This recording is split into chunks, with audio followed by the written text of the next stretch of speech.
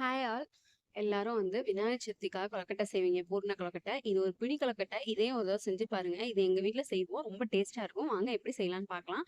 ரொம்ப சாஃப்ட்டா, ரொம்ப டேஸ்ட்டா, எம்மியான கொழுக்கட்டை செய்யலாம் வாங்க. எப்படி பண்ணலாம்ன்னு பார்க்கலாமா? வாங்க.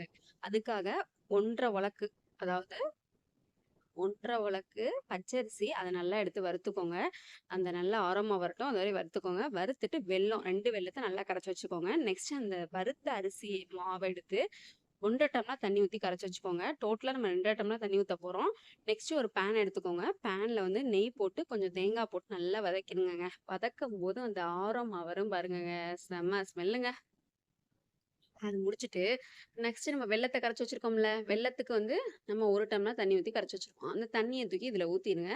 ஊத்திட்டு நல்லா கொதிக்கட்டும். கொதிக்கும்போது மாவு கரைச்சு வச்சிருக்கோம்ல, கரைச்ச மாவ இதுல ஊத்தி நல்லா கிண்டுங்கங்க. எதுக்காக நம்ம அப்படி பண்றோம்னா, மாவ டைரக்ட்டா சேர்க்கும்போது கட்டிப்பட்டுரும். ஸோ, அதனால தண்ணி ஊத்தி நம்ம டைரக்ட்டா கரைச்சு வச்சுட்டு ஊத்தும்போது அவ்வளவா கட்டிப்படாது. நமக்கு ரொம்ப ஈஸியா இருக்குங்க. ஸோ, நல்லா ஒரு கிண்டு கிண்டுங்கங்க. நல்லா ஒரு வாசம் வருதுங்க. அந்த நெய்யி எல்லாம் சேர்த்து நல்லா வெந்துருச்சுங்க. அப்படி திரண்டு வந்துருச்சு பாருங்க. வெந்ததுக்கப்புறம் பேன்ல ஒட்டாம வரும். நீங்க தண்ணி வேணாலும் தொட்டு பாருங்க. நான் தண்ணி தொட்டு பார்த்தேன். ஒட்டவே இல்ல. மாவு அப்ப வெந்துருச்சுன்னு அர்த்தம். ஸோ மாவு வெந்த பிறகு நீங்க கொஞ்சம் ஏலக்காய், உப்பு சேர்த்துக்கோங்க. நான் அது சேர்க்கல. நீங்க அத 2யுமே சேர்த்துக்கோங்க. கொஞ்சம் லைட்டா ஆறுனோனே மிதமான சூட்ல பிடி கொழுக்கட்டை ரெடி பண்ணணுங்க. கையால அந்த 4 விரல்ல பிடிச்சு பிடிச்சு வைக்கணுங்க. கொஞ்சம் நெய் தொட்டுக்கோங்க. அப்பதான் ஒட்டாம வரும். ஸோ நல்லா பிடிச்சு பிடிச்சு ரெடி பண்ணிட்டு, ரவுண்ட் ஷேப்லயும் ரெடி பண்ணிக்கோங்க. உங்களுக்கு எந்த ஷேப்ல வேணுமோ அந்த ஷேப்ல நீங்க ரெடி பண்ணிக்கோங்க. நான் பிடி கொழுக்கட்டையாவும் ரவுண்ட் சைடுல நான் செஞ்சேங்க. இந்த விநாயகர் சதுர்த்திக்கு நான் 2 பிள்ளையார் வச்சு சாமி கும்பிட்டேங்க.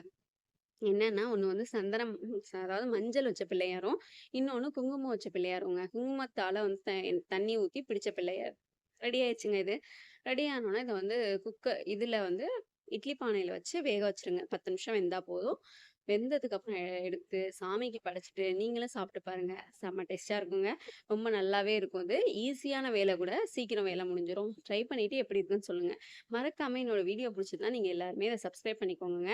ஸோ நான் அந்த சாமி கும்பிட்டேன்னு சொன்னேன் இல்லையா? அது என்னன்னா மஞ்சள் வச்சு பிடிச்ச பிள்ளையார் ஒண்ணு, இன்னொன்னு குங்குமம் வச்சு பிடிச்ச பிள்ளையார் ஒண்ணு. இது 2யும் வச்சு நான் சாமி கும்பிட்டேங்க. நெனச்சதெல்லாம் நடக்கும்னு சொல்றாங்க. ட்ரை பண்ணி பார்ப்போம். அவ்வளதாங்க. வெந்துருச்சுங்க கொழுக்கட்டை.